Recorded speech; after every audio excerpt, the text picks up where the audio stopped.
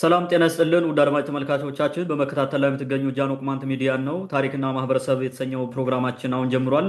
በዛሬው ታሪክና ማህበረሰብ ፕሮግራማችን ዳማንትና ቅማንት ምንና ምን ናቸው በሚል ርዕስ አንድ ውይይት ይዘንላችሁ ቀርበናል።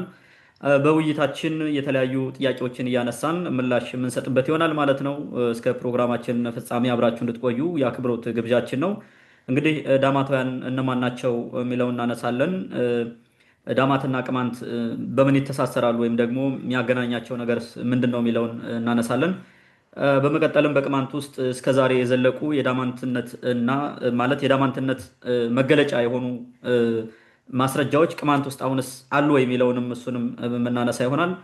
ከዛም ከዚህ ታሪክ በመነሳት ምን እንማርበታለን የሚለውንም ወደ እናንተ በመጨረሻ የምናደርስ ይሆናል። በድጋሚ አብራችሁ እንድትቆዩ አክብሮት ግብዣችን ነው። የዘንድር እንደተለመደው አብሮኛለ ሰፊውን ጊዜ ወስዶ ማብራሪያ የሚሰጥበት ይሆናል ማለት ነው። ወደ ውይይታችን በቀጥታ እንገባለን። የዘንድር ወደ አንተ ልምጣና እንግዲህ ዳማንትና ቅማንት ምንና ምን ናቸው የሚለውን ርዕስ ነው እንግዲህ የምንወያይበት። ከዚህ በፊት በተወሰነ መልኩ አንስተነው እናውቃለን ይህን ጉዳይ። እንደመነሻ ግን ዳማታውያን የሚባሉት ህዝቦች ወይም ደግሞ ዳማታውያን እነማን ናቸው ከሚለው ጥያቄ እንነሳና ቀጥለው ያሉ ጉዳዮችን እንሄድባቸዋለን ወይም ደግሞ ወደ ተመልካቾቻችን እናደርሳለን። መቀጠል ይችላለን። መልካም እንግዲህ ዳማታውያን እነማን ነበሩ የሚለው ዳማት ይባላል፣ ዳማንት ይባላል። አንዳንዴ በሌላ መንገድ ይጽፉታል። እነዚህ ማን ነበረ? በዳማት ዘመን የነበሩ ሰዎች ህዝቦች እነማን ናቸው? እነዚ ህዝቦች ዛሬ ዘልቀው አሉ የሚለውን ነገር ሁሉ ማየት ያስፈልጋል ማለት ነው። እንግዲህ ዳማታውያን የቅማንቶች ፍትሐዊ አገዛዝ፣ ፍትሐዊ አመራር ወይም ፍትሐዊ የመንግስት ስርዓት የመጨረሻው ጣራ የታየበት ዘመነ መንግስት ነበረ። ያ ዘመን ማለት ነው። እንግዲህ ቅማንቶች ኢትዮጵያ በመመስረት ረገድ ትልቅ ሚና እንደነበራቸው ከሌሎች ወንድም ህዝቦች ጋር ሆነው በተለይ ደግሞ የፊት አውራሪነቱን ስራ ሲሰሩት የነበሩት የቅማንቶች እንትን ነው፣ የልሂቃን ናቸው በዛ ዘመን የነበሩት ማለት ነው። ከመንግስትን ከሃይማኖት ጋር አዋህደው አጣጥመው በነበረው በዛ ዘመን ስልጣኔ በዛ በነበራቸው ጊዜ የሚገርም አይነት የጀንደር ምጥጥንን ወይም የፆታ ምጥጥንን እየተጠቀሙ ነው ማለት በሁለቱ ፆታ መካከል ትልቅ ልዩነት ሳይኖር ምድራዊ የሆነውንም ሰማያዊ የሆነውም ስልጣን በጋራ የሚሰሩበት ሁኔታ ነው የነበረው። ተከፋፍለው አንዱ አንዱን እያገዘ የሚሰሩበት ነው የነበረው እና ያ ዘመን ነው የዳማት ስልጣኔ ዘመን የምንለው ማለት ነው። የዳማት ዘመን ከ1000 ዓመት ዓለም እስከ 300 ዓመት ዓለም ገደማ እንደዘለቀ ይነገራል። ወደ 300 ዓመት ወይም ይሄ 300 ዓመት ዓለም የምንለው 4ኛው መቶ ክፍለ ዘመን የሚባል ይመስለኛል፣ ወይም 3ኛው መቶ ክፍለ ዘመን ብለው እስከ 4ኛውም ቢሆን 400 ዓመት ዓለም ገደማ ከሱ ጊዜ ጀምሮ ወደ ታች እየወረደ መጥቷል። መንከራከስ የጀመረበት ነው። ያ ደግሞ በውስጥ ሽኩቻ ነው ያ ነገር የተፈጠረው ማለት ነው። ከውስጥ ስልጣን የሚፈልጉ ወገኖች ተነሱ። በሴት እንመራም የሚል ተነሳ። እስከ መቼ በድንግል ሴትኛ ጃንደረባ ብቻ እየሆን እንኖራለን፣ መንግስቱን ጠቅልለን ነው መያዝ የሚል እንትን መጣ። ለዚህ ደግሞ በተለያየ የዓለም ክፍል የተፈጠሩ የስልጣኔ ደረጃዎች፣ የመንግስት አይነቶች ወሳኝ ሚና ተጫውተዋል። ላይክ ማነው ይሄ ግሪክ፣ ህንድ፣ ምንድነው ይሄ ፋርስ የሚባለው ፔርሺያ፣ እነዚህ የራሳቸው የሆነ በንጉስ የሚመራ ኃይለኛ መንግስት ነበራቸው። ስለዚህ ወደዛ ነው መሸጋገር ያለብን። እኛ እየሄድን ያለነው ትራዲሽናል ነው፣ ኋላ ቀር ነው፣ በዚህ ተጠምደን አንቀጥልም የሚል ነገር በውስጥ ተነስቶ ነው ወደ አክሱም የተሸጋገረበት ማለት ነው። እንግዲህ የመንግስት ስርዓቱ በህገ ልቦናው ስርዓት እየተቀረጸ ነበረ። ይህም መልከጼዴቃዊ ሆኖ ነው የቀጠለው። የመልከጼዴቅን ታሪክ እናውቃለን፣ በመጽሐፍ ቅዱስ የተጠቀሰ ነው። አብርሃምን የባረከ ደግ አባት ነው። ንጉስም ካህንም ነው። መልከጼዴቅ ንጉስም ካህንም የሆነበት ምክንያት ከህገ ልቦናው ስርዓት ጋር የተሳሰረ ስለሆነ ነው። ያ ስርዓት ነው የመጣው ማለት ነው። እና እኛም ሀገር በዛ ዘመን በነበረው ከሱ በፊትም በነበረው የወንበሮች ወንበር የምንለው እንበረምነቱ ወይም መልከጼዴቃዊነቱ ማለት ነው። እርሱ ንጉስም ካህንም ነበረ። ለዚህ ጆን ፔፐር 1998 ጽፏል። ስቴት ኦፍ ኢትዮጵያ በሚለው አጭር መጽሐፍ ውስጥ እዛ ጋር በደንብ አድርገው አስቀምጦታል ማለት ነው። ይህን ነገር በተመለከተ በዳማት ዘመን የነበሩት ሊደሮቹ ካህንም ንጉስም ናቸው ብለው ነግሮናል። ያን ይሄኛውን እንትን ነጥብ ወስደህ የዳማት ዘመን የነበሩ ቅማንቶች በዛ ዘመን የነበሩ ቅማንቶች እንዴት አድርገው ድንግል ሴት የምትመራው መንግስት እንደመሰረቱ እና ጃንደረባ አብረው ሲመደቡ እንደነበረ የተጻፈውን ከዚህ በፊት በተደጋጋሚ ያቀረብነውን እሱን አገናኘው ሁለቱም ማለት ነው። ጊዜውም ተመሳሳይ ነው። ማክዳ ንግስት ማክዳ የነበረችበት ዘመን ነው ያ ዘመን ማለት ነው። ሶሎሞንን ሂዳ ጎበኘች የተባለችው እሷ የነበረችበት ዘመን ነው። ከዛ ጋር አምጣና ስታገናኘው ወንዶቹ የክህነት ማዕረግ ነው ዋናው ስራቸው። ንጉስም ናቸው የሚባሉት ምክንያት ምንድን ነው? በበላይ ሆነው የሚቆጣጠሩት የመንግስትን ስርዓት ዋና ዋና የሆኑ ነገሮች ላይ ፎከስ የሚያደርጉት ያ እንበረሙ ነው ማለት ነው። ወይንም ደግሞ ወንበሩ ነው ከላይ ያለው ነው እንትን የሚለው ነገር ግን የደይ ቱ ደይ ሪቲዩንን የሚያከናውኑ ሴቶች ናቸው። ድንግል ሴቶች ይመደባሉ። የንግስና ስርዓትን የመንግስት ስርዓትን የዓለማዊ የሆነውን ቀን በቀን እያንዳንዱን ስራ የሚያስተዳድሩት ሴቶች ነበሩ።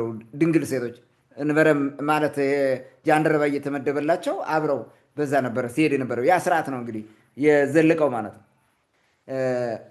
ንጉሱ ካህንም ንጉስም የተባለበት መንገድ ድንግሏ ሴት ባል አታገባም። ካገባች ንጉስ ይሆናል ባይ ዲፎልት። ስለዚህ ንጉሱ ነው ከላይ ንጉሱ ነው እንትን የሚለው ይሄ ምንድን ነው? እንበረሙ ንጉስም ነው ካህንም ነው። እሷ ደግሞ አታገባም። አለበለዚያ የሮል ኮንፍሊክት ይመጣል፣ ኮንፊዥን ይመጣል፣ ችግር ውስጥ ይገባል ማለት ነው። ስርዓቱ ይዛባል። ያ ነው። እንደገና ደግሞ ቤተሰብ እንድትመሰረት አይፈለግም። ምክንያቱም ቤተሰቧ ህዝቧ ነው፣ አገሯ ነው። ለዛ ራሷን አሳልፋ ሰጥታለች ኦልሬዲ ማለት ነው። በእግዚአብሔር ተመርጣ ነው ያቺ ሴት የምትመጣው ማለት ነው። በዚህ ደረጃ የተጠናከረ ሴቶች የመንግስትን ስርዓት ዴይ ቱ ዴይ ያለውን ሪትን የሚሰሩ የማኔጅመንቱን የሊደርሽፑን ስራ የሚሰሩ ናቸው። እላይ ያለው ካህኑ ደግሞ ዋናው የካህንነቱን ስራ ነው በዋናነት የሚሰራው። በንግስናውም የሚሰራው ካህን ሆኖ ነው። ንግስናውን ስርዓት መባረክ፣ ሴሬሞኒዎችን መክፈት፣ የሚሾሙ ሰዎች ካሉ እነሱን መሾም፣ እንደዚህ ከዛ ያለፈ ስራ የለውም። በዋናነት ከላይ ሱፐርቫይዝ ማድረግ ይሄ ምንድነው? ይሄ እንደ አድባር ሆኖ ማገልገል ማለት ነው። ኖሚናል ነው። ብዙ ጊዜ ንግስናው የሚሰራቸው ነገሮች አለ። ልክ ኢትዮጵያ ውስጥ አሁን ፕሬዚዳንት አለ፣ ጠቅላይ ሚኒስትር አለ። ንግስቷ እንደ ጠቅላይ ሚኒስትር ነው የምትሆነው። እንትኑ ካህንም ንጉስም የሆነው እንደ ፕሬዚዳንቱ ነው የሚሆነው። ፕሬዚዳንቱ ይታወቃሉ የሚያሰራቸው ስራዎች ማለት ነው። አክቲቭ አይደለም የዴይ ቱ ዴይ ሩቲን ላይ ማለት ነው። እንግዳ መቀበል፣ አመታዊ የሆኑ ስብሰባዎችን መክፈት፣ የተወካዮች ምክር ቤትና የፌዴሬሽን ምክር ቤት የጋራ ምክር ቤት እንትኑ ስብሰባውን እንደዛ ስራ መስራት ነው። ሌሎችም የመሳሰሉት ልክ እንደዛ ነው። የዛም የነበረው ሞር በዛ መንገድ ነበረ ስርዓቱ የሚከወነው። እንግዲህ የዳማት ዘመን አንድ ወጥ ህዝብ በአንድ የህገ ልቦናው ስርዓት በጥበብ ደምቆ የነበረበት ዘመን ነበረ። በዛ ዘመን ጥበብ የታየበት ትልልቅ ስራዎች የተሰሩበት ነበረ። ኢትዮጵያ ከፍተኛ የስልጣኔ ደረጃ ደረሰች። የሰላምና የብልጽግና ዘመን ነበር ይባላል በዳማት ዘመን የተጻፈው ማለት ነው። የነ ምኒልክ ካቢኔ የነገሩን ይሄን ነው። እነ ራስ መኮንን ይህን በደንብ አድርገው አስረግጠው የነገሩት። ንጉሠ ነገሥትም ይሄን ያምናሉ ብለው ማለት ነው። ዝርያችን ከቅማንቶች ናቸው ካሉ በኋላ በዛ የመሰረቱት መንግስት በድንግል ሴት የሚመራ መንግስት መስርተው ኢትዮጵያን በሰላም በእድገት በለውጥ ጎዳና መርተዋታል ይላል። ለ400 ዓመት ነው የሚሉት። ለ400 ዓመት እስከ ቅድም ካልኩ ከዛኛው ጀምሮ ወደታች ስትወርዱ ባለው ዘመን ነው። ከዛ በኋላ ያው ችግሮች በውስጡ እየተፈጠሩ መጥተዋል ማለት ነው። ስለዚህ አንድ ቅማንት የሚባል ህዝብ ነው የነበረው በዛ ጊዜ። ዳማንት ወይም አንድ ቅማንት ነው የነበረው። ከዛ በኋላ ነው መከፋፈል የመጣው። ክፍፍል አልነበረም። ቅማንት አንድ እንዳለ ትልቅ ህዝብ ሆኖ እንዳለ አንድ ያን አሁን ዳማት የሚለውን ነገር እንዳለ ይዞ የቀጠለ ነው። ከጎኑ ደግሞ ሌሎቹ ነበሩ ላይ ሽናሻዎቹ፣ ነገደ ወይጦቹ፣ ጉምዞቹ የመሳሰሉት እነዚህ ነበሩ። በርታዎቹ እነዚህ ነበሩ። ግን በዋናነት የክህነትን ስራ የንግስናን ስራ በሀገር ደረጃ ትልቁን ስራ የሚሰራው ቅማንቶቹ ናቸው። የገልቦና ስርዓት እስከዛሬ ጠብቀው የዘለቁት ማለት ነው። እነሱ ናቸው የሚሰሩት። እነዛ ጋር ሆነው እነዛም ያግዛሉ። አብረው በዛ መንገድ ነው የመጡት። ይሄ ይታወቃል። አብዛኛውን ከጣና አካባቢ ተነስተው ወደ ደቡብ አቅጣጫ እስከ ሸዋ ድረስ እና ከመካከለኛው ኢትዮጵያ ድረስ ይሄዱ። በኋላም ብዙ ቦታ ሄደዋል። ወደ ሰሜን ደግሞ እስከ ሚድል ኢስት በመስፋት ሄደዋል። አክሱም ላይ የጂኦግራፊክ ሎኬሽን ኢምፖርታንስ ነው። አክሱም ላይ ወይንም ኤርትራ አካባቢ እንዲደረግ የተደረገው ማዕከላቸው ማለት ነው። ይታወቃል። ስትራቴጂክ የነበረ ቦታ ነው። በንግድም ከሌላው ዓለም ጋር ያለው ግንኙነት፣ ለመካከለኛው ምስራቅ ያለው ቀረቤታ፣ ለግብፅ ራሱ ያለው ቀረቤታ የመሳሰሉት ከዛ አካባቢ ነው የነበረው የቆየው ማለት ነው። በኋላ ያው የቀይ ባህር ስትራቴጂክ እንትን ከንግድ ጋር ያለው ሁኔታ ደግሞ ሞር አክሱም ላይ ፎከስ አድርገው እንዲቀጥሉ አድርገዋቸዋል ማለት ነው። ስለዚህ በዛ አንድ ወጥ የነበረ ህዝብ ነበረ። በዛ ዘመን የነበረው የኢትዮጵያ ህዝብ አንድ ወጥ የሆነ ህዝብ ነው። የሃይማኖት ልዩነት እንኳን በጎላ መንገድ አታየውም። ኦሪትና ህገ ልቦና ነበረ። ኦሪት በቁጥር ትንሽ ነው ኢትዮጵያ ውስጥ የነበረው፣ በቁጥር ነበረ፣ በጣም ኢንሲግኒፊካንት የሆነ ነንበር ነበረ። በኋላ በ722 መጥተዋል። እንደገና ደግሞ በ565 መጥተዋል፣ በፈረንጆች አቆጣጠር ማለት ነው። ሲመጡ ነው የተጨመሩት። ግን እዛም የነበሩትም እዚህ የነበሩትም ተመሳሳይ ናቸው በእንትን ማለት ነው። በዘርም በቋንቋም በባህልም ተመሳሳይ የሆነ ህዝብ ነው። አንድ አይነት የተያዘ ህዝብ ስለነበረ ማለት ነው። በዛ ደረጃ ነው የነበሩት እና አንድ ነበረ፣ አንድ ወጥ ህዝብ ነበረ። የቅማንት ትልቅነት የታየበት ዘመን ነው በዛ ጊዜ። ዳማንት ወይም ቅማንት የምትለው ይሄ ወጥነቱን ያሳየበት ሁኔታ ነው። ክፍፍል የመጣው በዛ ቅድም እንዳልኩ በውስጥ ሽኩቻ ሲነሳ በዛ ሂደት የተፈጠረ ነው። እኛና እነርሱ የሚል ነገር ፈጠሩ ማለት ነው። እኛና እነርሱ የሚል ነገር መጣ። በአራተኛው መቶ ክፍለ ዘመን በዓመተ ዓለም ማለት ነው ከክርስቶስ ልደት በፊት በዛ ገደማ ሁለት ቅማንት ተፈጠረ። ሁለት ቅማንት፣ አንደኛው የጥንቱን ስርዓት አስቀጣይ ነው፣ መፍረስ የለበትም ብሎ የሚታገል የዳማቱን ስርዓት የሚጠብቅ ማለት ነው። ሁለተኛው ለውጥ ፈላጊው ይሄ ወንድ አንጋሽ፣ ሙሉ በሙሉ ወንዶች ነው ኮንትሮል ማድረግ ያለበት። ሴት ከአውት ኦፍ ዶሜን ኦፍ አውቶሪቲ ወይንም ከስልጣን ውጭ መሆን አለባቸው ብለው ይሰሩ ነበረ።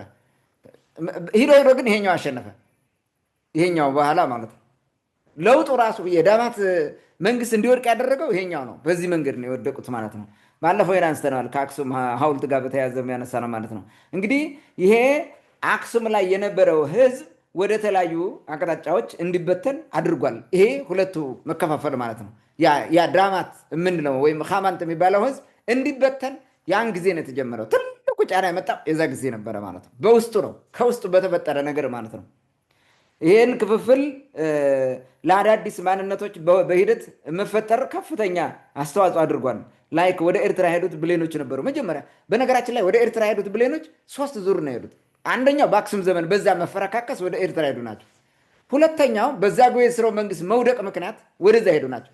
ሶስተኛው የዛሬ እነሱ የሚሉት 200-300 ዓመት ገደማ ነው የሚሉት ደንቢያ ላይ ጫና መጣ። ደንቢያ ላይ ጫና ሲመጣባቸው ወደ ክርስትና መለወጥ ግዴታ እየሆነ ሲመጣ የግዴታ ደንቢያን ጥለው ሄዱ። አሁን እዛ ያሉ እንትኖች ምን ይላሉ? በነገራችን ላይ ደንቢያዎች ብቻ አይደለም ሐማሴኖችም ሄደዋል። አሁን በዘመን ማለት ነው። እነዚህኞች ምን ይላሉ? አቦታትና ካብ ደንቢያ መጽየው ይላሉ። ከደንቢያ ነው የመጡት አባቶቻችን ብለው የሚናገሩ ኤርትራ ውስጥ ያሉ ህዝቦች አሉ። ምንም እንትን የሚለው ከደንቢያ የሚምጡ ምንድነው ይሄ አጋሜ የሚባለው አካባቢ ይምጡ፣ ሌላም ቦታ አክሱም ይምጡ ተመሳሳይ አንድ ህዝብ ነው የነበረው። ይሄ ህዝብ ሳይከፋፈል በጥንታዊ ማንነቱ አንድ ሆኖ የዘለቀ ህዝብ ነበረ ማለት ነው። ያ ነው ወደ ኤርትራ ሄደዋሉ። በሰቆጣ በኩል አልፈው ይሄዳሉ። ወደ እንትና ይሄ ምንድነው ላስታ ሄደው የተቀላቀሉ አሉ፣ ወደዛ አቅጣጫ ማለት ነው። ሰሜን የገባው ግዙፍ ቁጥር ያለው ከነ ወጉ፣ ባህሉ፣ ታሪኩ፣ ሃይማኖቱ፣ ቋንቋ የተሻገረው ይሄ ነው። ትልቁ እንዳለ እንደያዘው የመጣው ማለት ነው። እንዳለ የአክሱምን ስርዓት እንዳለ አምጥቶ አቤር ተራራ ባለፈው አብራርተናል።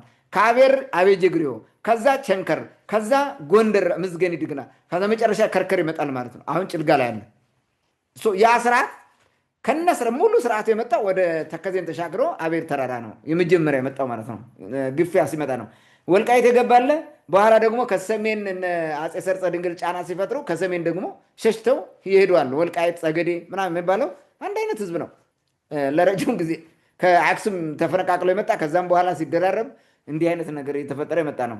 አክሱም የቀረዋል ለዛም አሁን በኋላ ኪንግደም ኦፍ ትግሬ የተባለው ማለት ነው። በዚህ ውስጥ ይቀራል። በኤርትራ የሄደው ቅድም እንዳልኩ እዛው ትግራይ ተቀብሎ የመንግስቱን ስርዓት የአክሱምን ስርዓት ተቀብሎ የቀጠለው ማለት ነው።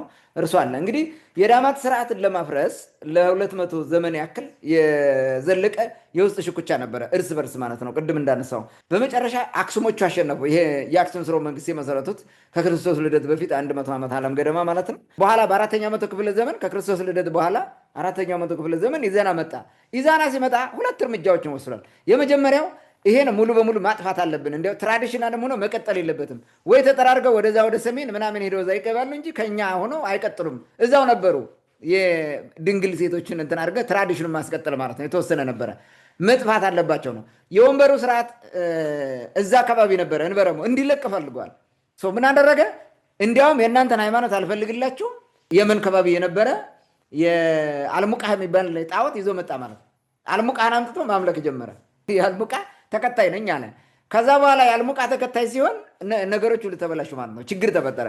ያኔ ነው እንበረሙ ወደ አቤር ተራራ ተሻግሮ የመጣው ማለት ነው። ተከዜን ተሻግሮ እና ብዙ ህዝብ የለቀቀውም የዛ ጊዜ ነው። ከዛ ቀጥሎ ደግሞ ኦኬ ይሄንን ቶለሬት አድርገው የነበሩ እዛ አካባቢ። ከዛ ቀጥሎ ደግሞ በአራተኛው መቶ ክፍለ ዘመን ምን ተቀበለ? ኢዛና በ325 ይላሉ በፈረንጆቹ። ያን 8 መቀነስ ነው ለእኛውን ለማምጣት። በዛ ጊዜ ክርስትና ተቀበለ። ክርስትና ሲቀበል ደግሞ ባለፈው እዚህ በፊት አቅርበነዋል እንዴት እንዳደረጉ። በተለይ ደግሞ ተስዓቱ ቅዱሳን የሚባሉ ከመጡ በኋላ የተደረገው ማለት ነው። በዛ የነበሩት የአምልኮት ድግናዎቹ በሙሉ እንትን ተሰራባቸው ማለት ነው። ቤተ ክርስቲያን ተሰራባቸው። በግድ ህዝቡ በግድ ይጠመቃል።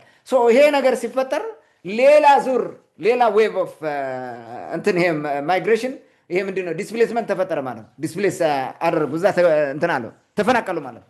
ከአክሱም ተነስተው ወደ አቤር ተራራ መጡ፣ ወደ ሰሜን መጡ፣ ወደ ጎንደር ወደ ቀደመው ቦታቸው ተመለሱ ማለት ነው። ብዙዎቹ እንዲህ አይነት ነገሮች ናቸው የተፈጠሩት ማለት ነው። እነዚህ ሁለቱ ትልቅ ችግር ፈጥረዋል። በዚህ ሂደት ዳማታውያኑ ስርዓት እየተዳከመ መጣ። ከአክሱም አቤር ተራራ የመጣው እንበረሙን ይዞ የቀጠለው ማለት ነው። የእንበረሙን ስርዓት ይዞ የመጣው ዳማታዊን ለማስቀጠል ጥሯል እስከ መጨረሻው እስከ አሁንም ድረስ ማለት ቅድም ማለት ካነሳው ነጥብ አንጻር በኋላ እናነሳዋለን ብዬ አስባለሁ። ያን ለማስቀጠል የሞከረው በሰሜን በኩል የመጣው ነው። ይህን ለማስቀጠል ሞክሯል በደንብ አድርጎ ማለት ነው። በኋላ በ10ኛው መቶ ክፍለ ዘመን አክሱም ጥለው በዮዲት ጌዲዮን ማለት ነው መሪነት የዳማታውያንን ስርዓት አመጡ ማለት ነው። ድንግል ሴት አንግሰው ሞክረውታል ለ40 ዘመን ማለት ነው። ግን ከዛ በፊት ለ1000 ዓመት ዘመን እንትን ቀጥሏል። የክርስትና የመንግስት ሃይማኖት ሆኖ ስለቀጠለ እንትን ማድረግ አልተቻለም። ያን ህገ ልቦና ይባለው ማምጣት አልቻለም። ብዙ ማህበረሰብ ወደ ክርስትና ተቀይሮናል። that was very difficult for them አስቸጋሪ ነገር ነበረ። ወደ ዛግዌ አሸጋገሩ። ዛግዌ ሞዲፋይ አድርጓል። በነገራችን ላይ ይኸው በጣም አክራሪ ወይም ይሄ ጨቋኝ የነበረውን የክርስትና አካሄድ ሌዘስፌር እንዲሆን ሰዎች ወደው ፈቅደው ብቻ እንዲሆን ግዴታ ምናምን የሚባል እንዳይኖር አድርገው አስተካክለው ሶስቱም ሃይማኖት በሰላም እንዲኖሩ አድርገዋል። ኢቭን እስልምናም ራሱ ሳይጋደሉ ምን ሳይሉ በመረጋጋት ህዝቡ የወደደውን እንዲከተል አይነት ነገር አድርገው ነው የቀጠሉት ማለት ነው። እስከዛ ድረስ ብዙ ስራ ተሰርቷል። እንግዲህ አክሱምን ከመገርሰስና ዛግዌን እንዲመሰረት ከማድረግ ያለፈ ይሄኛው አሁን ያልኩ ያነሳሁት ሰሜን ላይ የነበረው በዮዲት ጌዲዮን የተመራው የዳማታውያን ሙቭመንት ወይም የዳማትን ስርዓት እንደገና አምጥቶ የመትከል ስርዓት ሌላ ለውጥ አላመጣም። ሁለት ጥቅሞች ብቻ ነበሩት። አንደኛው አክሱም የሚባለውን ያን እንትን በጣም አደገኛ የነበረ መንግስት ገርስሷል። ሁለተኛው በፋንታው ሞዴሬት የሆነ ዲሞክራት የምትለው አይነት ሁሉንም ሃይማኖቶች በእኩልነት አቻችሎ የዘለቀ የዛግዌ ስርወ መንግስት የሚባለው ማለት ነው እሱ እንዲመሰረት አድርጓል። ከዚህ ያለፈ ሌላ እንትን አላመጣም። ያን የታሰበው ነገር እውን መሆን አልቻለም። ጊዜውም አልፈቀደላቸውም። ታንክ ዩ።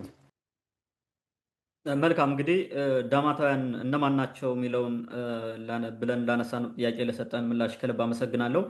ምናልባት ዳማትና ቅማንት የሚባለው ህዝብ ይሄ በዳማት ስልጣኔ የነበረው ቅማንትና አሁን ያለውም ህዝብ የሚመሳሰልባቸውን ነገሮች በኋላም የዘና እናነሳዋለን። ምናልባት ግን ለቀጣዩም ጥያቄ መነሻም ስለሚሆን ዳማትና ቅማንት የሚባለው ህዝብ የሚያስተሳስረው ነገር ምን አለ፣ ምንድነው የሚያስተሳስረው የሚለውን እሱን ጥያቄ ብናነሳው ደስ ይለኛል። ምክንያቱም ምናልባት አሁን ያለው ህዝብ ውስጥ እኛ የምናገኘው የምናውቀው መገለጫ ካለ እውነትም ይሄ ዳማትና ቅማንት የሚባለው ህዝብ አንድ ነበረ የሚለውንም ለማስረጃም ስለሚጠቅመን በሁለቱ መካከል ምን አይነት ግንኙነት እንደነበረ እሱን ብታነሳው ወደ አንተ ልምጣ። መልካም እንግዲህ ዳማትና ቅማንት በምን ይተሳሰራሉ፣ ምን ያስተሳስራቸዋል የሚል ነገር ሊነሳ ይችላል። አንደኛው በስያሜ ነው። በስያሜ አንድ ናቸው። ዳማትና ቅማንት ማለት አንድ ነው። አሁን ቅማንት ስለተባለ እኮ ነው። ቅማንት እኮ አይባልም ታውቃለህ። ከዚህ በፊት ቅማንት የሚባል ስም የለም። ኢቭን ቅማንት ውስጥ ቀ የሚባል ድምፅ የለም። ይሄ በኋላ በሂደት ማለት ነው የቅርብ ጊዜው ይሄ የሃያኛው ወይም ምናምን መቶ ክፍለ ዘመን እንትና ሪቻርድ ሲጋምስ የጻፈው ነው። ከሱ በፊት የጻፈው ቅማንት ብለው አይጽፉም። በኋላ ነው ይሄ ቅ የሚል የመጣው ከሃያኛው መቶ ክፍለ ዘመን በኋላ የመጣ ነው እንጂ ከዛ በፊት ባሉት በኬ ነው የሚጀምሩት ወይም ኬኤች አድርገው ነው የሚጀምሩት። ካማንት ነው በዋናነት ካማንት ብለው ወይም ደግሞ ካማንት ብለው ነው የሚጽፉት። ጋማንትም ይላሉ፣ ዳማትም ብለው ይጽፉታል። ቅማንትም ዳማንት ብለው ይጽፉታል። ይህን ማየት እንችላለን በማስረጃ ማለት ነው። አንደኛው እንግዲህ ስያሜ ነው። በስያሜ አንድ ነው ስንል ዳማት የሚለው ትርጉም ዳማት ይላሉ፣ ዳማንት ይባላል። ዳማንትም ዳማትም ይባላል። ምንም ልዩነት የለውም። ዳማት ማለት ጠይም ነህ ማለት ነው። ዳሞት ስትል ጠይሞች ማለት ነው። ብዙ ሰው አይረዳውም ይሄን፣ ምክንያቱም ቅማንተኛ ስለሆነ ማለት በሌላ ሊተረጉሙ ስለማይችሉ ጠይሞች ማለት ነው። ካማንት ስንል ደግሞ ወይንም ካማንት ስንል አንተ ካምነህ ማለት ነው። ያኛው ጠይም ነህ፣ ይሄ ደግሞ ካምነህ አለው። ኦኬ ካም ምንድን ነው? ጠይም አይደለም? እንደ ኢትዮጵያ የእኛን መልክ ነው የሚመስል ነጭም ጥቁርም ያልሆነ ማለት ነው። በመካከል ያለ አብሬጅ ከለር ያለው ማለት ነው። ብራውን ከለር ነው ማለት ነው። ካም የሚታወቀው በዚህ ነው። ቅማንት ደግሞ ካማንት ስትል አንተ ካምነህ ማለት ነው። ካምነህ ስትል ጠይምነህ ማለት ነው። ዳማት የሚለውና ካማንት የሚለው አንድ ነው፣ ልዩነት የለውም።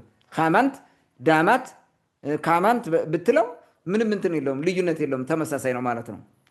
በስያሜ ደረጃ ስትመጣ ያ ነው ሀበሻ መልክ ያለው ህዝብ ማለት ነው ዳማት ማለት ሀበሻ ማለት ነው። ዳማት በነገራችን ላይ ሀበሻ ማለት ነው ያ ነው ሀገር መስራችሁ። ከሱ በፊትም የነበረ ቢሆን የበለጠ ያጠነከረው በተለይ ደግሞ ዘመናዊ በዛ ዘመን ዘመናዊ የሚባል የመንግስት ስርዓትን በዛ ደረጃ ያን እንትን ቅድም ያወራሁትን ነገር አዘጋጅቶ ሀገር በሰላም እና በጥሩ እድገት ያሳደገ የለወጠ የጠበቀ ህዝብ ነው። ያ ነው ሀበሻ ማለት ባላባት ህዝብ እሱ ነው። እንግዲህ ከዛ ጊዜ ጀምሮ ነው የሀበሻነቱ የሚመጣው ማለት ነው። ይህን ለማሳየት እንትና ምን ብሏል መሰለ? ዳማት ቅማንቶቹ ዳማት ተብለው እንደሚጠሩ ማለት ነው ለማሳየት አንድ ቴዎዶር ቮን ሆግሊን የሚባል ሰውዬ ነው በ1868 ያሳተመው መጽሐፍ አለው። አንድ መጽሐፍ አለው። እዛ መጽሐፉ ላይ ምን ይላል? እንዲህ ይላል another group of people ደምቢያ ኪንግደም ኦፍ ደምቢያ በሚለው ውስጥ ገብቶ ነው እንግዲህ እንደዛ የሚለው another group of people the Gamant or Damant live in the mountains around ጎንደር ይላል። ይኸው እዚህ ጋር ምን ብሎ ጠራው? ሌላ ቡድን ሌላ ህዝብ አለ እዚህ ጋር ስለ ፈላሻዎቹ እያወራ ቆይቶ ነው ይሄን የሚያነሳው። ስለ ደምቢያ ፈላሻዎቹም አሉ ይላል። ሌላም አለ ደምቢያ ኪንግደም ውስጥ ብሎ ሲያመጣ ነው ምን አለ? ጋማንት ኦር ዳማንት ብሎ ነው የጠራው። ዳማንት ብሎ ጠርቶታል። ምንም እኔ አይደለሁም የፈጠርኩት ይሄን ዳማንት ብለው ጽፈውታል። ዳማንትም ይባላሉ። ካማንትም ብትለው ተመሳሳይ ነው። በጊዜ ሂደት የሆነ እንትን እያደረጉት ያመጡት ካልሆነ በስተቀር ማለት ነው። ይሄ አንደኛው ማስረጃ ነው ማለት ነው። ሁለተኛው በስርዓት አንድ ናቸው ዳማንቶችና ቅማንቶች ማለት ነው። ዳማንት እንደ መንግስት ስርዓት ስትመለከተው አጠቃላይ እንደ እንትን ስታየው ማለት ነው። ቅማንት ደግሞ እንደ ህዝብ ስርዓት እንደ አንድ ኢትኒክ ግሩፕ ስታየው ያለውን ሁኔታ ማየት ትችላለህ። ይሄ በስርዓት አንድ ናቸው። ሁለቱም በህገ ልቦና አስተዳደር ስርዓት ላይ ተመስርተው ነው ራሳቸውን ሲያስተዳድሩ ሲመሩ የነበሩት ማለት ነው። ህገ ልቦና ነው። ይህም በምን ማየት ትችላለህ? ቅድም አገናኘው ያልኩን አምጣው ሁግስ ሌሮክስን አምጥተህ ይሄ ኩን ሸባ በሚለው እንትን ላይ የተነተነው ማለት ነው። አሳምረ ታነበዋለህ። እሱን ስታነባው ይገናኝልሃል ማለት ነው። በዛ ዘመን ያን የዳማት ስርዓትን የሰሩት ቅማንቶች ናቸው ይላል። እነዚህ ቅማንቶች ናቸው በደንቢያ አሁን ጣና ዙሪያ የሚገኙ ቅማንቶች እነዚህ ናቸው የመሰረቱት ብለው በዝርዝር እንዲያውም ብዙ ማብራሪያ ያለው እሱ ተጽፏል። ኦልሬዲ ጃንደረባው ጉዳይ ምናምንም እዛ ተጽፎልሃል ማለት ነው። ጃንደረባ በዛ ዘመን ነው የነበረው። በህገ ልቦና ዘመን ጃንደረባ ነበረ። የኦሪት ስርዓት አይደለም ጃንደረባ መመደብ፣ የህገ ልቦና ስርዓት ነው። ኢትዮጵያ ጃንደረባ የሚባል ከዛ ትሬንድ የመጣ ነው። ወደኋላ እየወረደ የመጣው ማለት ነው። የህገ ልቦና የህገ ኦሪት የሆነ ቦታ ጃንደረባ የሚል አታገኝም። የህገ ልቦናው ስርዓት ነው። ይህን ማየት እንችላለን ማለት ነው። ያ ስርዓት የዳማት ስርዓት የህገ ልቦና ስርዓት ነው። ይህን ለማፍረስ በኋላ የአበላሹት የሄዱበት በጣም ብዙ ነገር አለ። ይህን ለማጣጣል ማለት ነው፣ ለማጥፋት ሴራ ለመስራት ማለት ነው። ይህን ያደረጉት ላይክ ዘንዶ ይመለክ ነበር። የዘንዶ የልጅ ልጅ ነች ወይ የዘንዶ እህት ነች ምናምን እያሉ የጻፉት ይሄ ሁሉ ነገሩን ለማበላሸት ኮቴ ወይም ዱካ ለማጥፋት ፈሩን ለማጥፋት የተሰራ ስራ ነው። ይህንን ማየት እንችላለን። ሁለተኛው ማስረጃ ማለት በስርዓት አንድ መሆናቸው። ሶስተኛው የቋንቋ አንድነት አለ። በቋንቋ አንድ ነው። ያ ጊዜ ዋናው ቋንቋ ብዙ ኢቨን የዛ ጊዜ ኢትዮጵያ የሚባለው ምድር የሚተዳደረው የነበረው የመንግስት በለው የምናምን በሃይማኖትም ህብረተሰብ በሙሉ ቅማንተኛ ብቻ ነው። ለዛ ነው ዛሬ በርካታ ኤርትራ፣ ትግራይ ውስጥ ያሉ የቦታ ስያሜዎቹ በአማርኛ ሆኖ አታገኛቸውም። በዳማቶች በዛ ነበሩ። ያ ህዝብ ነው ትልቅ ስራ የሰራው ማለት ነው። ይህንን ማየት እንችላለን። ሁለቱም ጥንታዊውን ቅማንተኛ እንደ ናሽናል ቋንቋ አድርገው ተጠቅመውታል ማለት ነው። እንደ ናሽናል ቋንቋ ከጥንት ጀምሮ ደግሞ የመጣ ነው። ስርዓቱ የሚፈጸምበት ነው ህገ ልቦና። በህገ ልቦና ስርዓት ነው መንግስቱም የተቋቋመው ስንል ቋንቋውም የህገ ልቦና መቀደሻ የነበረው ቅማንተኛ ነው። እሱን ነው የሚጠቀሙት። ዛሬም ቅማንቶች እሱን እስካሁን ይጠቀሙታል ማለት ነው። ሶስተኛው ነው። አራተኛው ሁለቱም ታላቋን ኢትዮጵያዊነት ይሻሉ ይፈልጋሉ። ትልቅ መሆንን ማለት ነው። ማሳደግን ይፈልጋል። ትልቅነትን ነው። ይህን በምን ልታየው ትችላለህ ማለት ነው። ዳማቶች የሄዱበት መንገድ በዛ ስርዓት ያመጡት ለውጥ እንደተጻፈው ሆኖ ማለት ነው። ቅማንቶች ደግሞ ሀገር ሲፈርስ በማቃናት ደረጃ አፄ ቴዎድሮስ ነው ትልቅ ኢትዮጵያ ለመፍጠር የሰሩትም ማለት ነው። እና አፄ ፋሲል እንውሰዳቸው። ያን ሁሉ አስቸጋሪ የሆነ የተበታተነ ወደ አንድ አምጥተው እንዴት አይነት ስርዓት እንደሰሩ ማለት ነው። ከዛ በኋላ ያሉትንም ብዙዎችን ተመልከታቸው። በዛ ደረጃ ነው የመጡት። ለህዝብ ተቆርቋሪነት፣ ለስርዓት ተቆርቋሪነት፣ ለቀደመው ወግና ባህል ተቆርቋሪነት፣ ለታሪካቸው ተቆርቋሪነታቸው እነዚህ ዳማትም በዳማት ዘመንም በለው ዛሬም ቢሆን እሱ እንዳለ ነው። የቅማንተን ህዝብም ስትመለከተው በዛ ደረጃ የምታየው ነው። ትልቁን ነው የሚፈልጉት። ይህም በትክክለኛ ኢትዮጵያዊነት መሰረት ላይ የማይናወጥ መሰረት አላቸው። እነሱ በትክክለኛው ኢትዮጵያዊነት ላይ የቆሙ ናቸው።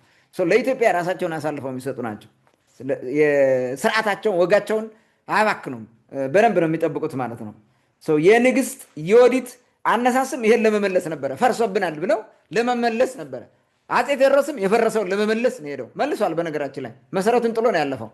እንዲህ አይነት ነገሮች አሉ። ብዙ ቅማንቶች ለሀገራቸው ራሳቸውን አሳልፈው ይሰጣሉ። ለሀገራቸው ክብር ወይ ሀገር በመጠበቅ የሚታወቁ ናቸው። ብዙ መጽሐፍት አሉ ይሄን ጽፏል።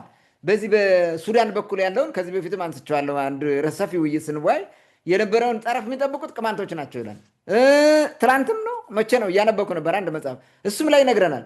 ቅማንቶች በጣም ሎያል ናቸው ለንጉሱ ይላል። ንጉሱ ደግሞ በጣም ትልቅ አክብሮት አለው ለቅማንቶች ይላል። በዚህ ደረጃ ነው የመጣው። ለምን? ከዛ ዳመታዊ ስነ ልቦና ነው የመጡታ። እዛ ህገ ልቦናዊ ስርዓት በዛ ነው የመጡታ። ያን አላጠፉትም፣ አልጣሉትም። እስካሁን ጠብቀው ስለዘለቁ ነው ያ በዛ ደረጃ ሎያል ሆነው የሚቀጥሉት ማለት ነው። አምስተኛ ነጥብ ላንሳና ይሄኛውን ነጥብ ናቁመው። ሁለቱም ለሴቶች ትልቅ ክብር ይሰጣሉ። የሴቶችን ሙሉ አቅም ለማህበረሰብ ለውጥና እድገት ወይም ለማህበረሰባዊ እረብ ያውሉታል። ሴቶችን እንደ ተራ ነገር አድርገው ምንም አይጠቅሙም። በቃ ልጅ ከመውለድና ቤት የሆነ ነገር ከመቀቀል ያለፈ ምናምን ብለው አያምኑም። ቅማንቶችም አያምኑም፣ እንትኖችም አያምኑም። የዳማታውያንም እንደዛ አይደለም። ንግስት አድርገው በንግስትነት ደረጃ ትልቅ ስልጣን ሰጥተው ሀገር እንዲመሩ፣ ህዝብን እንዲመሩ፣ እንዲያስተዳድሩ አድርገዋል። በቃ ይሄ ስርዓት እንዳይፈርስ የሚጠብቅ ደግሞ የሚያግዛት ጃንደረባ መደቡ ማለት ነው። ኢንኬዝ ድንግልና እንዳትጥል ማለት ነው የሚጠብቅ ነው። ሌላ ስራ ዋና ስራ የለውም። ያን ነው የሚሰራው እንትኑ ጃንደረባው ማለት ነው። ስለዚህ ያላቸውን ለሴቶች ያላቸውን ትልቅ ክብር ማየት ትችላለህ ማለት ነው። የፆታ ሚዛናዊነትን በደንብ በአግባቡ ተጠቅመውበታል። ሚዛናዊ ወንዶች በክህነቱ በኩል ሴቶች በአስተዳደር በአድሚኒስትሬሽን እና በሊደርሽፑ እንዲሰሩ ነው ያደረጓቸው። ከላይ ሱፐርቫይዝ የሚያደርገው ደግሞ ካህንም ንጉስም የሆነው ማለት ነው። ይህን ነው የሚሰሩት።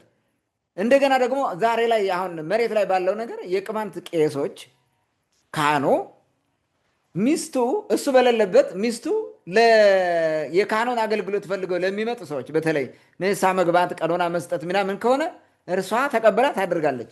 ልክ በባሏ ተወክላ ስራውን ትሰራለች። ቱዛ ተከስተን ትልቅ ክብር አላቸው። የቅማንት ህገ ልቦና ቅዳሴ በማከናወን ረገድ በእነዚህ ባቲዋ የሚባሉ ወይንም ትልቅ ሴቶች ብዙን ስራ ይከውናሉ። ቅዳሴ መቀደስ አይችሉም፣ ግን ብዙ ስራ ይሰውራሉ። እዛ ውስጥ የሚከወኑ ስራዎች ማለት ነው። እና ትሉ አድሚን ያደርጋሉ ብዙዎቹ ማለት ነው። ይህን ስትመለከተው ያለውን እንትን ማየት እንችላለን ማለት ነው። ሌላው በጣም የሚገርመው ምንድን ነው መሰለህ? ቅማንቶች ሞኖጋመስ ናቸው። ሞኖጋመስ ማለት አንድ ወንድ ለአንድ ሴት።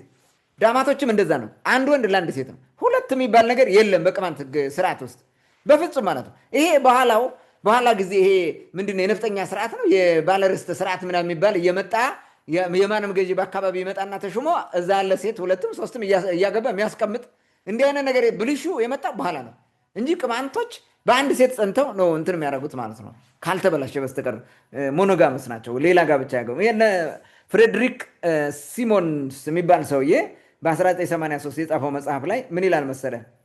ቅማንትስ አር ሪኳየርድ ቱ ቢ ሞኖጋመስ ይላል። ፔጅ 40 ላይ ማየት ትችላለህ። ቅማንቶች ሃይማኖታቸው ምን ይጠይቃቸዋል? አንድ ሴት ብቻ እንዲያገቡ ወንዶች ማለት። ሞኖጋመስ ማለት አንድ ወንድ ለአንድ ሴት ብቻ ማለት። ይሄም ማስረጃ ነው። ይሄ ሁሉ ምንድን ነው የሚያሳየው? ለሴቶች ያለ ክብር ነው የሚያሳየው። ትልቅ ክብር መኖሩ ነው የሚያሳየው። እንዲህ አይነት ስርዓት የለም። በኋላ የዓለም ስግብግብ እየሆነ በተለያየ መንገድ የሆነ ነገር ለማድረግ ሲፈልግ ምናምን ዛሬ ያለውን ታያለህ። 100 የሚያገባ ነበረ በጎንደሪያን ፔሪድ። በኋላ 100 ያገባ ነበረ። አይ ቲንክ እያሱ ይመስለኛል 100 ሚስቶች የነበሩት ተብሎ ተጽፏል በመጽሐፍ ያገኙት ማለት ነው።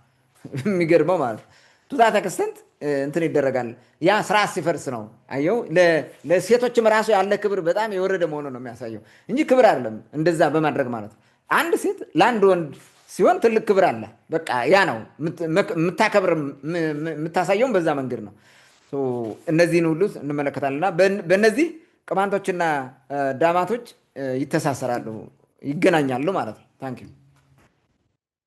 መልካም እንግዲህ ዳማትና ቅማንት በምን እንደሚተሳሰሩ በርካታ ነገሮችን አንስተ በማሳያ ያቅርባል።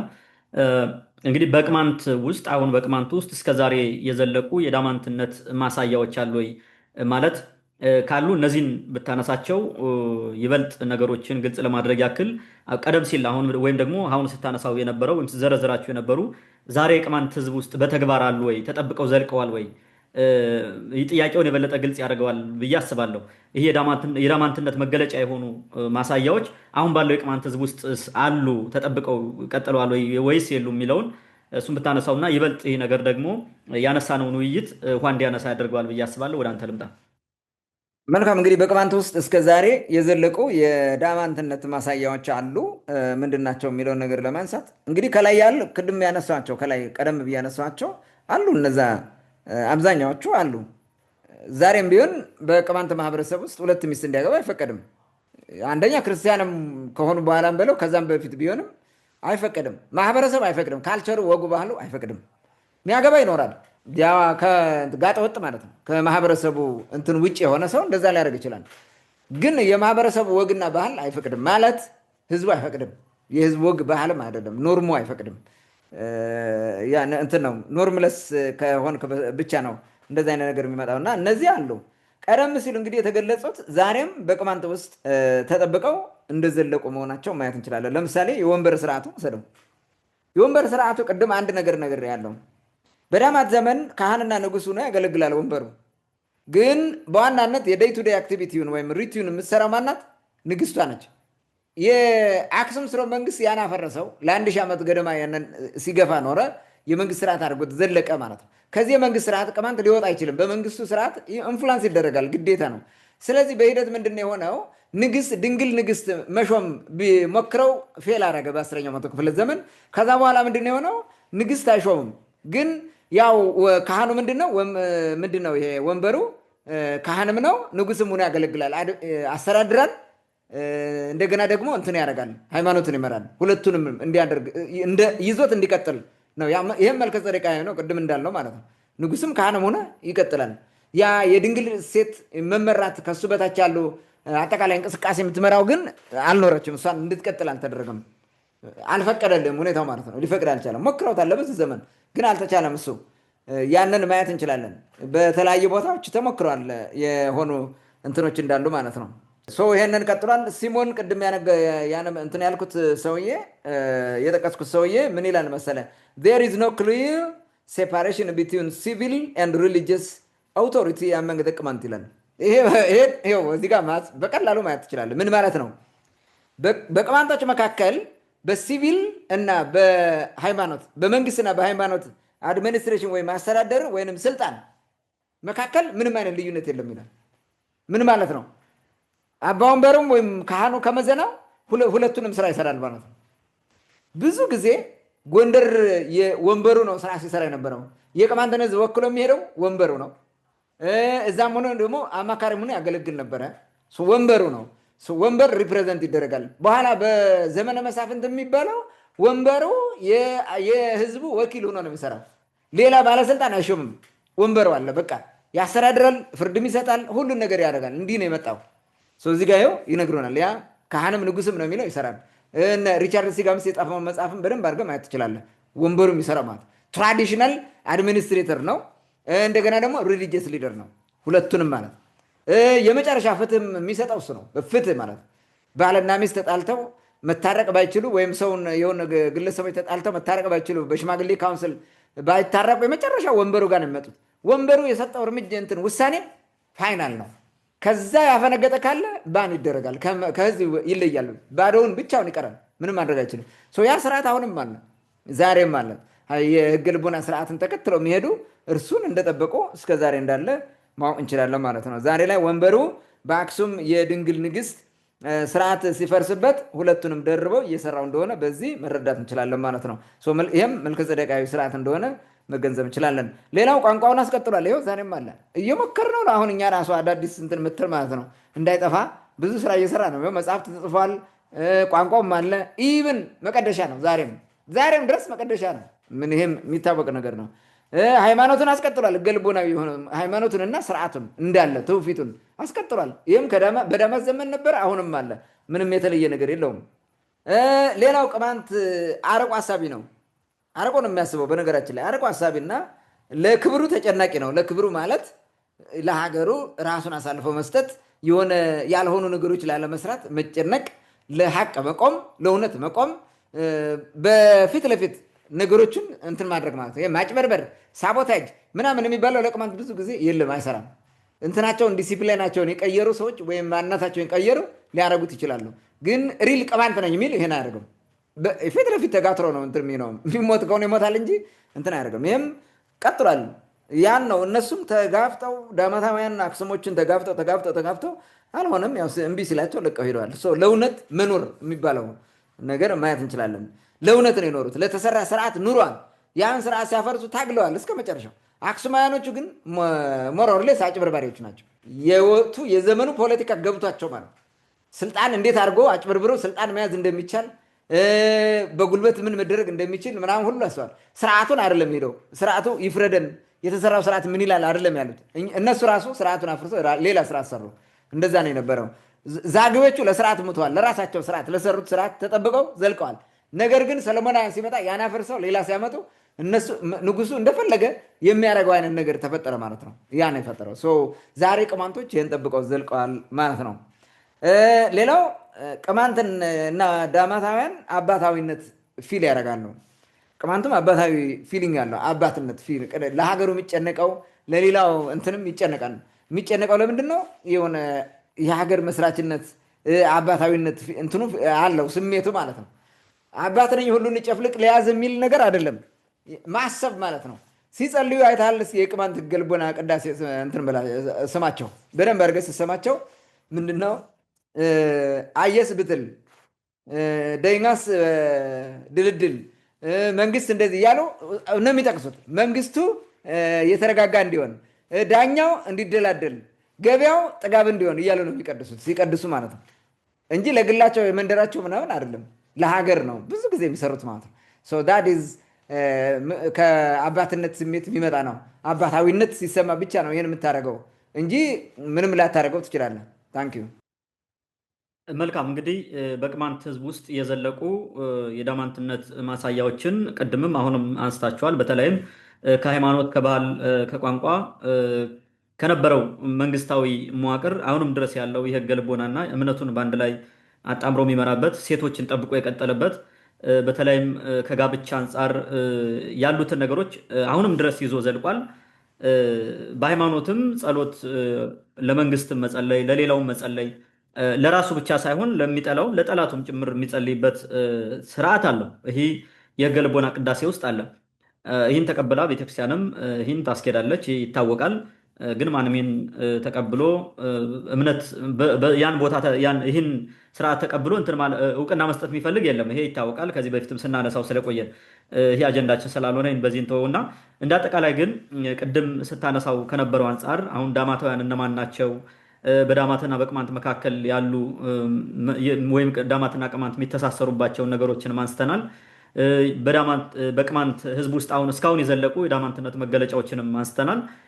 አጠቃላይ ይህን ሁላ ካነሳን በኋላ ከዚህ ምን እንማርበታለን የሚለውንና ምናልባት የጠፉ ወይም ደግሞ ለወደፊቱ የሚጠቅሙ ለሀገርም የሚያገለግሉ ካሉ እዚህ ህዝብ ውስጥ እስካሁን ተጠብቀው የቆዩ እሴቶችም ቋንቋዎችም እምነቱም ጭምር እነዚህን ነገሮች ምን ብናደርግ ወደ ጠቃሚ ወይም ደግሞ ስርዓቱ ተጠብቆ እንዲቀጥል ማድረግ እንችላለን የሚለውን ሀሳብ ጠቅለል አድርገን አንሳውና የዛሬውን ውይይታችን በዚህ እንዘጋለን ማለት ነው። መልካም። ይሄ ነጥብ የብዙ ሰዎችን ውይይት ምክክር የሚጠይቅ ቢሆንም እኔ በራሴ ከውይይቱ በመነሳት የገባኝን ነገር ለማውራት እሞክራለሁ። ምሁራን ቁጭ ብለው ይህን ሁሉ መወያየት ያለባቸው ይመስለኛል። ኢትዮጵያን በደንብ መወያየት አለባቸው፣ ጠቃሚ ነገር ስለሆነ ማለት ነው። ምክንያቱም መሰረቱን የማያውቅ ህዝብ ይጠፋል በፍጹም። እኛ አሁን ከመሰረታችን ወጥተን ነው እንደዚህ የሆነ ያለ ነው እና ይሄ በጣም ጠቃሚ ነው። አሁን ካነሳ ነው እንደ መግቢያ ጨረፍ ጨረፍ አድርገን ያነሳ ነው ነገር በደንብ ውይይት መደረግ ያለበትና በቀጣይ ሀገር በሚጠቅም መንገድ ተሰድሮ መቀመጥ ያለበት ይመስለኛል። ምን እናድርግ? አሁን ትውልዱ ምን ቢያደርግ ይሻላል? ወይም ከዚህ ምን እንማራለን? ምን ብናደርግ ይሻላል የሚለውን ዝም ብዬ እዛው ድብልቅልቅ አድርጌ ላቀርበው። አንደኛው የኢትዮጵያ የታሪክ ጥናት መንገድ መለወጥ እንዳለበት እንመለከታለን። በተለመደው የአጠናን ዘዴ ከሄድክ አሁን የምናውቀው ዛሬ ተደናቁረን የቀረንበት ታሪክ እንዳለ ይቀጥላል። ምን ያስፈልገናል ማለት ነው? ፓራዳይም ሽፍት ያስፈልገናል። የፐርስፔክቲቭ ለውጥ ያስፈልገናል። አውትሉካችን መቀየር አለበት። ይሄ አውሮፓውያን በሚሄዱበት የአጠናን ዘዴና በአውሮፓውያኑ እይታ ከሄድክ ከዛ የተለየ ነገር አታመጣም። ይሄ ትራዲሽናል ወይ ነው። ሌላ ለውጥ ያስፈልገናል ማለት ነው። አሁን ይህንን ዛሬ ስለ ዳማትም ከዚህ በፊት የተለያዩ ነገሮች እንወያያለን። ስንወያይ ከሌላው እነሱ ከሚያውቁት ታሪክ ወይም ታሪክ ብለው ከያዙት ብዙ የተለየ ነው። ታስታውስ ከሆነ ስለ ዮዲት ጌዲዮን ታሪክ ስነነሳ ለምን ተነሳች የሚለው ማንም አንስቶ አያውቅም ከዚህ በፊት። የአክሱም ሐውልቶች ለምን እዛ ቆሙ የሚለው የአክሱምን የወንድነት ንጉስነት ናቸውን ማረጋገጫና የእንትን ማረጃ ማያ መሆናቸውን የቪክትሪ ምልክት አድርገው እንደተጠቀሙበት ይህን ማንም አያውቅም። እንዲያውም አንዳንዱ ጣዖት ነው ሊል ይሞክራል። ግን ጣዖት የሚል ነገር የለውም። ዝም ብሎ የመቃብር ድንጋይ ሆኖ ነው የምታገኛቸው። ማንም አያውቀውም። ዳማት፣ አክሱም እና ዮዲት ጌዲዮን የሚለው ግንኙነቱ ትስስሩ ምን እንደሆነ ራሱ አያውቁትም። ቂም ይዛ ስለነበረ ምናምን የሚለውን የደብተራውን ትርክት አምጥተው ጡቷን ቆርጠዋት ምናምን እያሉ ነው። በአክሱም ዘመን ጡት ተቆርጣ ይለዋል። በአክሱም ዘመን ጡት ከተቆረጠ እንዴት የት ስንት ዓመት ቆይታ ነው? እሷ 1000 ዓመት ቆይታ ነው የመጣችው። የማይሆነውን ነገር እኮ ነው ማለት። አክሱም የሚሉት ያኛው ወደኋላ ሄደው ማለት ነው። እነ ኢዛና እንዲህ አድርገዋት ነበር ይለዋል። ኢዛና የነበረውና እሷ የነበሩት አይገናኝም ጭራሽ ማለት ነው። ግን ስርዓቱ ምንድን ነው? የቀደመውን ስርዓት ለመመለስ ብለን የመጡትና ይሄንን አናቅም። በዛኛው እንትን አናቅም። ዮዲት ጉዲት እያልክ ጽፈህ የታሪክ ተመራማሪ ሆነው ዮዲት ጉዲት ብለህ ጽፈህ ከመጣ በምንም መንገድ አንተ ታሪክ ተመራማሪ ልትሆን አትችል። ግራኝ መሐመድ እያልክ ከመጣ በምንም መንገድ ልትንትን አትችልም። ግራኝ የሚባል ስም የለውም ሰውየው። ኖርማሊ ግራኝ አይደለም፣ የራሱ ስም አለው። ኢማም አህመድ አልጋዚ እንደዛ ነው ስሙ፣ ረጅም ስም አለው። ያን ነው መጠቀም ያለብህ። ሰዎቹ ግራኝ ብለው ጠርተውታል ልትል ትችላለህ። እነዚህ ሰዎቹ የኢትዮጵያን እንትን ትራዲሽናል ጸሐፊዎቹ ጉዲት ይሏታል፣ እሳቶ ይሏታል ብለህ ልጽፍ ትችላለህ። ከዛ ውጭ ግን አንተ ራሱ በዮዲት ጎዲት ዘመን እያልክ የምታወራ ከሆነ ቢያዝድነ መጀመሪያ ማለት ነው። አይገባህም፣ አትተረዳውም። ወይም ደግሞ ከአንድ ሳይድ ነው እያየው ያለው ማለት ነው። እውነተኛ ታሪክ፣ ሚዛናዊ ታሪክ ልታመጣ አትችልም። ምክንያቱም ኦልሬዲ ጉዲት ናት ብለህ በቃ የሆነ ጉዲት ናት እንዲህ አድርጋለች፣ ቤተክርስቲያን አቃጥላለች፣ አውድማለች፣ እንዲህ ልታደርግ የመጣች እንዲህ ምናምን ብዙ የለጠፏት ነገር ማለት ነው። ብዙ ነገር ነው የተለጠፈው። ይህን ሁሉ አምጥተው ከሆነ አስቸጋሪ ነው። ከዳማትና ወደ ሰሜን ተሻግረው የነበሩ ህዝቦች እና የጸምሩ ዘር የሚባሉት የጌዲዮን ዘር የሚባሉት የወሰዱት እርምጃ ተሰባስበው ተመካክረው የወሰዱት እርምጃ ነው። ያ ሃይማኖት ከማጥፋት ጋር አልሄደም። ከዛ ቀጥሎ በነበረው ለምን አላጠፉትም ታዲያ? 40 ዘመን ዮዲት ቆይታለች። የመጀመሪያው እርምጃ አክሱምን ለመውሰድና የሆነ ነገር ለማስገዛት ተንቀሳቀሰችው እንጂ ከዛ በኋላ ምንም አላረገችም። ለምን አጠፉትም ነበር? ማጥፋት ትችላለች። ማን ከልክሏት? ምንም እንደዚህ አይነት እንትንም አልነበረም። ኢንቴንሽኑ ከግብፅ በመጣ እሳቤ የቀደመውን ዳማታዊ ስርዓት እንዳንመልስ አድርገዋል፣ አፍርሰዋል ያሉትን እርምጃ የወሰዱባቸው ነው። ከዛ ሌላ ነገር የለም። የአክሱም ስርወ መንግስትን ጣሉ። ግብፃውያን እዚህ እየመጡ እኛን ችግር ውስጥ ጥለዋል ያሉትን ደግሞ እርምጃ ለመውሰድ ሞክረዋል። ከዛ ያለፈ ሌላ ነገር የለም። ያን ማየት እንችላለን ማለት ነው። ያ ቢሆን ለአክሱም ይሄ ምንድነው ዛጉዌ የሚባለው ስርወ መንግስት አሳልፎ አይሰጡም ነበረ። ክርስቲያን ነው፣ ግን ደግሞ ቅድም እንደነገርኩ ሁሉንም ባላንስ አድርጎ የሄደ ነው። ከዚህ ተምሮ ነው እንደዛ ያደረገው ማለት ነው። የወዲት ጌዲዮን ናት ያን እንትን ያደረገችው ማለት በዛ የነበሩ ከእሷ ጋር የነበሩ ሰዎች ያመጡት ነው። እንደዚህ ምንድነው እይታህን መቀየር አለብን ማለት ነው። ያላየንበት መንገድ ወይም ያልሄድንበትን መንገድ መሄድ አለብን የኢትዮጵያን ታሪክ ለማወቅ ማለት ነው። በተለመደው ሄደን ግን ያው የተለመደ ነው ሁልጊዜ አንድ ክር እንደ መምታት አይነት ነገር ነው። we have to develop various perspective to understand our history holistically የኢትዮጵያን ታሪክ ከብዙ አንጻር በብዙ ጥቅልል አድርገን ለማወቅ ብዙ ነገር ያስፈልጋል ማለት ነው። የገዢዎች ስልጣን እና የገዢዎቹ ጊዜ ምናምን ነው ታሪኩን የተጻፈልን እንጂ የህዝብ እንቅስቃሴ ህዝብን የሚያሳይ እያንዳንዱ ምንድነው ቅማንት ምንድነው ነገደ ወይጦ ምን ነበረ ሽናሻው ምን ነበረ ጉምዙ ምንድነው ይሄን በዲቴል የሚነግር የለም። በኢትዮጵያ ታሪክ ውስጥ ስለ ህዝቦች አይነገርም፣ ነውር ነው፣ ዝም ነው። ካወራህም ስለ ግዛት ደንቢያ ምናምን ብለህ አውርተው የምትሄደው እንጂ ስለ ህዝቦች የሚነግር የለም። ያን የህዝቡን አስፔክት በታሪክ እንትን ውስጥ ሂደት ውስጥ ምን ይመስል እንደነበረ የሚያሳይ ነገር ያስፈልጋል ማለት ነው። ፐርስፔክቲቫችን መቀየር የፓራዳይም ሽፍት ማምጣት አለብን ማለት ነው። ይሄ አንደኛው ነው። የኢትዮጵያ እውነተኛ ታሪክ በተለመደው እና ይሄ ትራዲሽናል በሆነው አጠናን ዘዴ እና መንገድ ሂደን እውነተኛውን ነገር ልናመጣ ስለማንችል ለውጥ ያስፈልገናል ማለት ነው። ሁለተኛው ይህን የቀደመ እውነተኛ ታሪክ ለማዳፈን በየጊዜው የተሰሩ መጥፎ ስራዎች አሉ፣ ቅድም ሳነሳቸው እንደነበርኩ ማለት ነው። እነዚህ መጥፎ ስራዎች በአግባቡ ማጥናት ያስፈልጋል፣ ማወቅ፣ መረዳት እና በኢትዮጵያ ታሪክ ውስጥ ምን ኢንፍሉዌንስ ፈጠሩ የሚለው ነገር የኢትዮጵያ ህዝብ ማወቅ አለበት። በኢትዮጵያ ለውጥ ራሱ እድገት ላይ ያመጣው ነገር ምንድን ነው የሚለው ማወቅ አለበት። የዳማት ዘመን የነበሩትን እንቅስቃሴዎች አጠቃላይ የቅማንታዊ የሆነውን ህገ-ልቦናዊ የሆነውን ስርዓት ለማጥፋት ብለው ብዙ ነገር አጥፍተዋል። የወዲት ጌዲዮንን ቅድም እንዳልከው ከዘንዶ ጋር ያገናኙት፣ በኋላ ደግሞ ከሚኒሊክ የሚል ትርክት ፈጥረው የውሸት የሌለ ማለት ነው ያመጡት፣ የሰለሞን ዘርነን የሚል ነገር ያመጡት ማለት ነው። እነዚህ በሙሉ የቀደመው ኢትዮጵያዊ የሆነውን ነገር እውነተኛ ነገሮች እንዲጠፉ አድርጓል። የዳማቶችንም አጥፍተዋል። ከዛ በላይ ደግሞ የዛግዎችን ዘመን የነበረውን ሙሉ በሙሉ ነው ያጠፉት። ድምጥ ማጡን አጥፍተው ማለት ነው።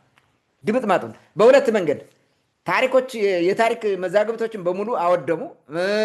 የታሪክ ማሳያ የሚሆኑ ማስረጃዎችን አወደሙ። ከዛ በተጨማሪ ደግሞ ነገስታቱን አወደሟቸው። እንዴት አድርገው አወደሟቸው? ሁሉንም ጻድቅ አድርገው ገድል ጻፉላቸው እነሱ በሚፈልጉት መንገድ። ከዛ በኋላ ምንም ልታደርግ አትችልም፣ ምንም ነገር አታመጣም። እነዚህ በሙሉ የታሪክ ሳቦታጅስ ናቸው እንጂ መሬት ላይ የነበሩ እውነተኛ ነገሮች አልነበሩም። ይህ ሁሉ የተሰራው መጠናት አለበት፣ መታወቅ አለበት። ይሄን ትውልዱ ካላወቀ ምን ማሻሻያ ሊወስድ ይችላል? በምን በኩል ሊመጣ ይችላል? አይችልም። አክሱማውያንም ራሱ በበኩላቸው ትልቅ ሚና ተጫውተዋል፣ ታሪክ በማዳፈን ማለት ነው። ዳማቶችን ቀብረው ለማስቀረት የሄዱበት መንገድ በጣም ብዙ ነው። ሃይማኖት እስከ መቀየር ሄደ። ከዛ ጣዖት እስከ መምለክ ተመልሶ ወደ ክርስትና ሲመጣ ክርስትናውን ተጠቅመው ደግሞ ያን ሁሉ የቀደመውን የእምነት ስርዓት የባህል ምናምን ታሪክ የሚያሳዩ ነገሮች አውድሟል። በደንብ ነው ያወደሙት እየተከታተሉ ማለት ነው። ይህን ማየት እንችላለን ማለት ነው። ሌላ ሶስተኛው ትውልዱ አሁን የገጠመውን ቀውስ ለመፍታት ወይም ለቀውሱ መፍትሄ ለማምጣት በሀገሪቱ እውነተኛ ታሪክ ላይ የጋራ መግባባት ላይ መድረስ አለበት። የጋራ መግባባት መፍጠር አለበት። በታሪካችን ካልተስማማን አንስማማም፣ የፈለገ ቢሆን። አሁን የመጡት ደግሞ በጣም አስቸጋሪው ነገር ምን እንደሆነ ታውቃለህ? ታሪክ የማይወድ ህዝብ ማለት ነው። በቃ ታሪክ አይበላም ይልሃል፣ ግን በታሪክ ምክንያት ነው የሚጣላው። እኔ ነኝ ነው የሚለው። ታሪካዊ ሽሚያ ውስጥ ገብቶ ነው እኔ ነበርኩ፣ አንተ ነበርክ፣ አንተ ተሰደን የመጣ አንተ ምናምን እያለ ነው የሚፋጀው። ይሄ በጣም መሰረታዊ ነገር ነው። የታሪክ መግባባት የትኛውም ሀገር ሂዱ፣ አሜሪካ ብትሄድ የአሜሪካ ታሪክ ተብሎ ይነገራል። ታሪክ አለ ሁሉም የሚያውቀው። ዜግነት ስትቀበል ራሱ አጥንተህ የምታውቀው ማለት ነው። አጥንተህ ተፈትነ ማለፍ ሲረጋገጥ ነው ወደ ዜግነቱ የሚሰጥ፣ ፈተናውን አልፈ ማለት ነው። ይሄ ነው። አውስትራሊያም ሂድ፣ ሌላም ሀገር ብትሄድ ዜጋ ለመሆን የሀገሪቱ ታሪክ ተብሎ የተሰነደ እንትን አለ። እሱን ከሀ እስከ ፐ ታነባለህ። በቃ እስካሁን ያለው ታሪካችን ይሄ ነው ብለው ይነግረዋል። ሂስትሪ ኦፍ ካንትሪ ያ ነው። የኢትዮጵያ ታሪክ ብለህ አሁን ምንድን ነው የምታጠናው? የኢትዮጵያ ታሪክ ተብሎ በአንድ ሰነድ የሚታወቅ ነገር አለ የተቀመጠ? የለም እኮ በምንም መንገድ የለም። አንዱ መንግስት ሲመጣ የራሱን ታሪክ ይጽፋል፣ ሌላው መንግስት ሲመጣ የራሱን ታሪክ ይጽፋል። የሚጽፈው ደግሞ የንግስና ይሄ ዜና መዋዕል የሚመስል ነገር ነው እንጂ የህዝቡን አጠቃላይ ኢኮኖሚ፣ ማህበራዊ፣ ባህላዊ፣ ፖለቲካዊ፣ ቴክኖሎጂካዊ የሆኑ ነገሮችን አያካትትም። ፖለቲካል የሆነ ጉዳይ ነው። ግፋ ሲል ደግሞ ሃይማኖታዊ የሆኑ ነገር ይጨምርበታል። ሌላ ነገር የለው። ቢያዝድ የሆነ የስልጣን ላይ ያለውን አካል ብቻ በታሪክ አካቶ የነበረ የማጆሪቲውን ህዝብ ታሪክ የማያካትት ማለት ነው። ይሄ መስተካከል አለበት እንደገና ማለት ይሄ ካልተስተካከለ ችግር ነው። ይሄን እንደገና በማጥናት ወጥ የሆነ የኢትዮጵያ ታሪክ የሚባል የምናውቀው የምንግባባበት ሁላችንም ኢትዮጵያውያን የምንግባባበት ሰነድ ያስፈልገናል ማለት ነው። አንድ ትልቅ የታሪክ ሰነድ ያስፈልገናል። እሱ መሰራት አለበት በኢትዮጵያውያን በራሳችን እንትን ማለት ነው። በራሳችን ቅድም እንዳልኩ ከተለያየ አንግል አጥንተን ይሄንን ነገር ማምጣት ያለብን ይመስለኛል። የታሪክ መሰረቱ ስለተናወጠ ስለሆነ የታሪክ መሰረታችን ማደላደል ግድ ነው። ይሄ ሁሉ የምንፋጀው በታሪክ መሰረት መናወጥ አንድ አይነት ካማውያን ህዝቦች ሆነን ሳለ በብዙ ነገር ትከፋፈልና ትጠፋፋል። ቅማንት መሆን ለአማራው እንዴት ያስደነግጠዋል? ትግሬ መሆን ለአማራው እንዴት ያስደነግጠዋል? አማራ መሆን ለኦሮሞ እንዴት ያስደነግጠዋል? ቅማንት መሆን እንዴት ለሌላ ያስደነግጣል? ነገደ ወይጦ ነኝ ማለት ምንድን ነው ለአማራው ያስደነግጠው? በቃ ስም እኮ ነው። የአባት ላይ አንድ ቤተሰብ ሲወለድ ልጆቹን አንድ 15 ልጅ ቢወልድ ለእያንዳንዱ ስም ይሰጣል። የራሳቸው ካራክተርም አላቸው። ያን እንዴት ልቀይረው ትችላለህ? እንደዛ ማለት እኮ ነው ህዝቦች። በቃ በሀገር ደረጃ ያለ አንድ ማንነት አለን፣ ሀገራዊ ማንነት አለን፣ ኢትዮጵያዊነታችን አለ። ከሱ ስር ደግሞ ልዩ ልዩ ነን በተለያየ መንገድ ነው። ቤተሰብ ውስጥም ልዩ ልዩ ነው። ያን እንዴት ቶለሬት ማድረግ አትችልም? ምንድን ነው እንደ ጠላት የምታየው? እነዚህ እብደቶች ናቸው። አይተሃል። የታሪክ መሰረታችን ካወቅን ግን ምንም ያው ነው፣ አንድ ነን። ሁላችንም ከማውያን ህዝቦች ነን። ምንድነው ዋትስ ፕሮብሌም ብለህ ትተዋለህ። ቅማንት ሆን ከአማራ አንድ ነህ፣ በደምም ተመሳሳይ ነህ። ምንድን ነው ችግሩ ወደሚለው ልትመጣ ትችላለህ። ታሪክ በፖለቲካ እየጦዘ ፖለቲካቸውን ታሪክ ለማድረግ ወይንም የፖለቲካ ኢንተረስታቸውን በታሪክ ሳቦተጅ ለማስፈጸም ስለሚጥሩ ይሄን ነገር ማወቅ ያስፈልገናል ማለት ነው። የታሪክ መሰረት ማንም መንግስት ሲመጣ ማይሸረሽረው ማለት ተመልከት። አሁን በኃይለ ሥላሴ ዘመን የነበረ የታሪክ መጽሐፍትን ሄድና አንብባቸው። በደርግ ጊዜ ተገለበጠ ብዙ ነገር። ኦኬ። በወያኔ ዘመን ደግሞ አብዛኛው ታሪክ ጠል ነው። ሂስትሪ እንዳውም ብዙ ቦታ እንዳይማር እኮ አድርጎ ታሪክ ራሱ ታሪክ ጠል ነው፣ እውነቱን ለመናገር ማለት ነው። አይፈልጉም። ለምን? የሚፈሩት ነገር አለ፣ የታሪክ ሽም ያለ እነሱ አድበስብሰው በስልጣኑ ላይ ሸፍነው ምናምን መሄድ ነው የሚፈልጉት። እንዲህ አይነት እብደቶች ስላሉ ይሄንን ማስተካከል የመጀመሪያ የኢትዮጵያ መዳኛ መንገድ ነው። ታሪካችን በአግባቡ ማወቅ አለብን። ታሪኩን የማያውቅ ህዝብ የትም አይደርስም፣ ይጠፋል። ደግሞ ሂዶ ይጠፋል፣ እርስ በርሱ ተባልቶ ያልቃል። ታሪክን ካወቅህ ግን እንዴት ትባላለህ? እንዴት ካማዊ የሆነ ህዝብ ከጥንት ጀምሮ ያን ስርዓት መስርቶ የመጣ አባቱ አንድ ወይም ሁለት ነው የሚታወቅ እኮ ነው፣ ከካም በታች ባለው ውስጥ ማለት ነው። ከዛ የመጣ ህዝብ እኔ አሁን በቅማንት መስመር የመጣውን የሴሜቲክ ቋንቋ ተናጋሪ የሚባለውን የአገው ቋንቋ ተናጋሪ የሚባለውን ብዙ ጊዜ ነግራቸዋለሁ። እንዴት ትባላላችሁ? ወንድማማቾች አይደላችሁ? እንዴት ሌላውን ቀርብ በደምህ አንድ ነህ፣ እንዴት ትባላለህ? እንዴት አማራና ትግራይ ይባላል? በደምህ አንድ ነው። ትግሬ መሆን ከአማራ መሆን ከአንድ ህዝብ ነህ። ይሄ በታሪክም አንድ ነህ። ግን ይኸውልህ ለመከፋፈል እነሱ ምን ያመጣሉ መሰለህ? አክሱም የኔ ነው ይላል፣ ላሊበላ የኔ ነው ይላል፣ ዛጉ የኔ እንዲህ አይነት ነገር ይመጣና እርስ በርሱ ይጠፋፋል።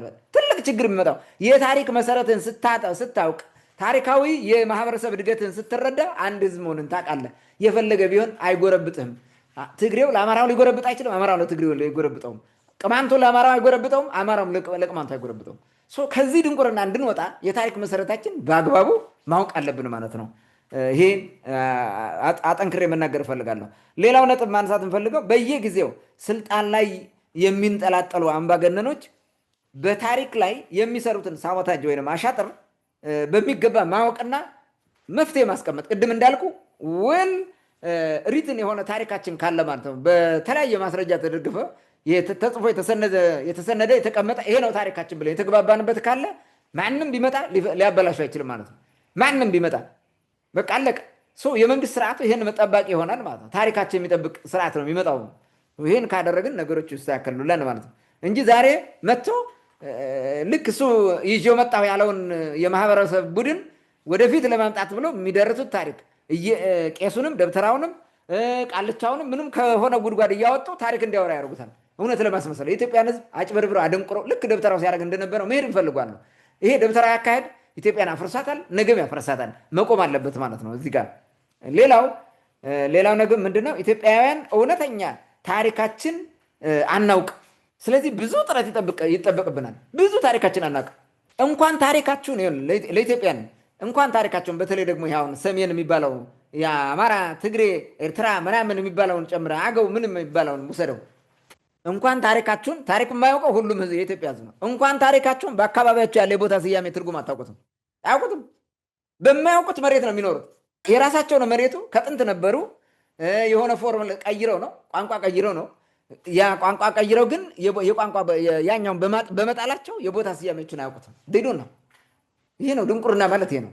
ምንድነው አባቶቻችን እንደዚህ ብለው የሰየሙት ማለት አለብህ። ጎጃም ያሉት ለምንድን ነው ማለት አለብህ። እንሳሮ ያሉት ለምንድን ነው? ተጉለት ያሉት ለምንድን ነው? በምንኛ ቋንቋ ነው ማጥናት አለብህ እኮ መመርመር አለብህ። የታሪኮች እነዚህ እንትኖች እኮ ናቸው፣ ፈርጦች ናቸው፣ የሆነ መብራቶች ናቸው። በየቦታ ያሉ ሂደህ ታሪክ ውስጥ እንድትገባ እንድታውቅ እንድትመረምር የሚያደርግ ናቸው። ሰው እነዚህ በደንብ ማወቅ አለብን እና ኢትዮጵያን ታሪካችሁ ላይ ጎበዝ መሆን አለባት። እኛ የአፍሪካ መሪ ነን፣ ለአፍሪካ ምሳሌ ነን ምናምን የአፍሪካ መሪ ነን እያልክ እንትን ትላለህ፣ ታወራለህ ኤቭሪዌር ማለት ነው። ግን ታሪክ ምንድን ነው ቢባል አይነግርህም። ጎንደር ፋሲል ግንብ ቁሞ እዛ ታይዋለህ፣ ጎንደር ከተማው ላይ እዛ ላይ ከተማ ሰው አንድም ቀን ጎብኝቶት አያውቅም። ፋሲል ግንብ ምንድን ነው ብሎ ማለት ነው። የሚያስጎበኙትም ላዩን የድንቁርናውን ነገር ብቻ ነግረው ምናምን ብለው ነው የሚሄዱት እንጂ ከስር መሰረቱ አውጥተው አይነግሩትም። ፋሲል ግንብ ያልተጠና ሚስጥር ነው። ገና ብዙ መጠናት ያለበት እውነተኛ ታሪክ የምታገኝበት ማለት ነው። ያን ሁሉ ማድረግ አለብህ፣ ማጥናት። ከአፍንጫ ስር ያለውን ታሪክ መጀመሪያ ማወቅ ያስፈልጋል። ስታውቀው ደግሞ ዝም ብለህ በደም ፍላት ለሚመስልህ ወይም አንተ ለምትደግፈው ህዝብ ወይም ቡድን እንዲሆን አድርገህ ማውራት የለብህም። ፋክት ማቅረብ አለብህ። ማስረጃ ማሳያ ማቅረብ ያስፈልጋል ማለት ነው። ይሄን ማለት ፈልጋለሁ። ሌላ የተወሰኑ 2 ነጥቦችን ላንሳ። አንደኛ አገር በቀል የምርምር ዘዴ፣ አገር በቀል የምርምር ተቋም፣ አገር በቀል ተመራማሪ ማሳደግ ማስፋት ያስፈልገናል። ፈረንጅ ብቻ ሁልጊዜ ሲያጠናል እንዴት ትኖራለህ? ይሄ ከዛ ድንቁርና መውጣት አለብን። ይሄ በጣም መሰረታዊ ነገር ነው። ጥናቶቻችን በሙሉ ቅድም እንዳልኩት በዌስተርኑ እይታ ብቻ ከሆነ ኢትስ ቬሪ ዲፊካልት። የግብፅን እንትን ሲያጠኑት የኢጂፕቶሎጂ ይባላል። ከቀደም ብሎ የነበረው ኢጂፕቶሎጂ የፈረንጁን ዌስተርን ነው። ዌስተርን እንትን ናቸው፣ መሰረታቸው የዌስተርን ናውሌጅ ነው። ሌተር ኦን ጥቁሮቹ ወይንም አፍሮ የሚባል አለ፣ የአፍሪካዊ የሆነ ማለት ነው። እሱ ሲያጠና ኢጂፕትን ከአፍሪካ ፐርስፔክቲቭ አንጻር ነው የሚያየው። ስልጣኔው ራሱ ከየት እንደመጣ ከደቡብ ነው የመጣው። ከኑቢያ ከዛ በታች ነው። ያ ከኢትዮጵያ ነው። ኑቢያ ወዝ ፓርት ኦፍ ኢትዮጵያ። ምንም የሚታወቅ እኮ ነው። ኑቢያ ምናምን የሚባለው ሱዳን ኢት ወዝ ፓርት ኦፍ ኢትዮጵያ። በሂደት ተወስዶብን እኮ ነው፣ በእኛ ድንቁርና ነው እንደዛ የሆነው ማለት ነው። አሁን ሱዳን ውስጥ ያሉ ህዝቦች ኢትዮጵያውያን ህዝቦች ናቸው ከጥንት ጀምሮ ማለት ነው። በርታዎች እኮ እዛ ነው የነበሩት በደም ዛሬ ለሴሜቲክ ቋንቋ መሰረት ናቸው ለደማቸው ማለት ነው። ይሄን ሁሉ እናውቃለን። ይሄን አፍሪካዊ ወይንም ኢትዮጵያዊ የሆነ መሰረት ያስፈልገናል ማለት ነው። ከኢትዮጵያ ፖይንት ኦፍ ቪው ማየት ያለብን ተቋማትን ማሳደግ አለብን። በእኛ እይታ በእኛ ፐርስፔክቲቭ የተመሰረቱ ተቋማት ምርምር የምንሰራው እኛው ራሳችን ማለት ግን በእንትን ይሄ በጀግንነት ሳይሆን የምንሰራው በእውቀት ማለት ነው። እውቀቱን ማሳደግ አለብን። የታሪክ እውቀት፣ የአርኪኦሎጂ እንትኖችን እውቀት፣ በርካታ እውቀቶችን ከቴክኖሎጂ ጋር የተያዘ ታሪክ በደንብ አድርገን መስራት አለብን ማለት ነው። በመጨረሻም የታሪካችን ዱካ የሆኑ ጥንታውያን ህዝቦችን መንከባከብ አለብን። ይሄን አበክሬ ነው የምናገር።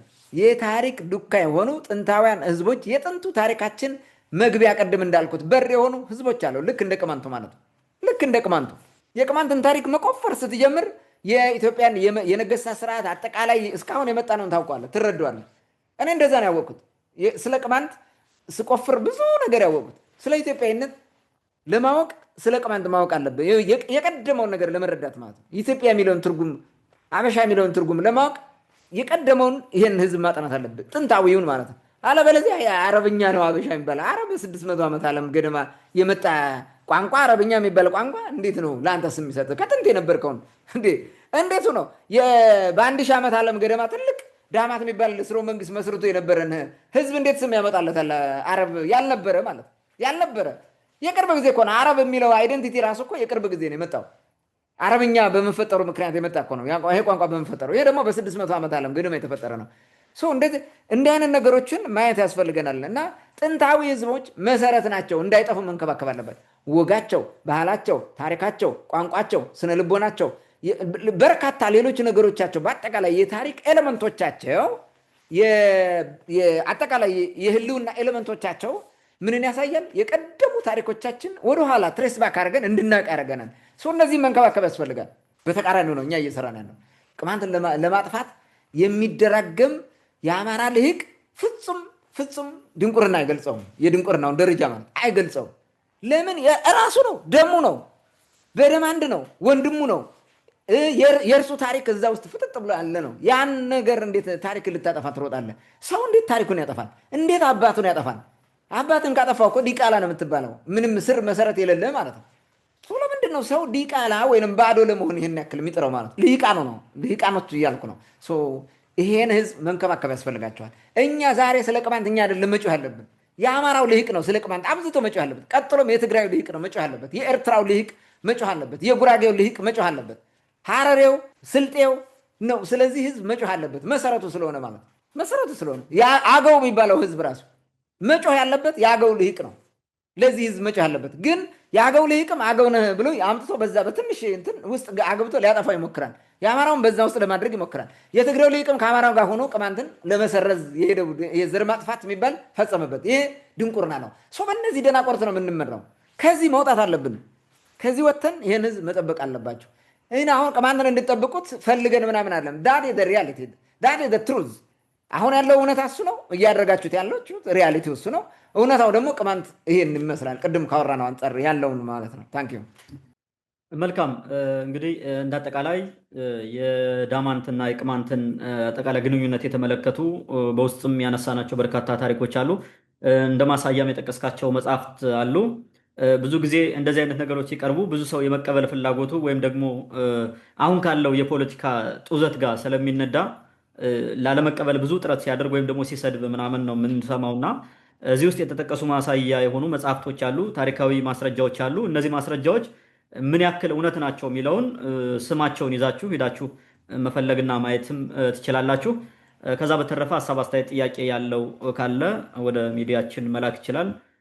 ይህ ሁሌ የምናነሳው ጉዳይ ነው። ለዛሬው የነበረን ታሪክና ማህበረሰብ የተሰኘው ዝግጅታችን ይህን ይመስል ነበር። ስለተከታተላችሁን ከልብ እናመሰግናለን። በሌላ ፕሮግራም እስከምንገናኝ መልካም ጊዜ ይሁንላችሁ።